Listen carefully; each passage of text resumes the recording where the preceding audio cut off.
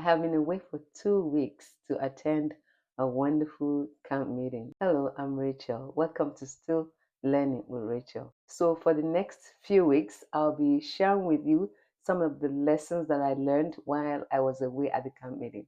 Honestly, I thought I could still post weekly as I normally would, but I learned quickly that I needed to just, you know, give time and concentrate on what I went there to do.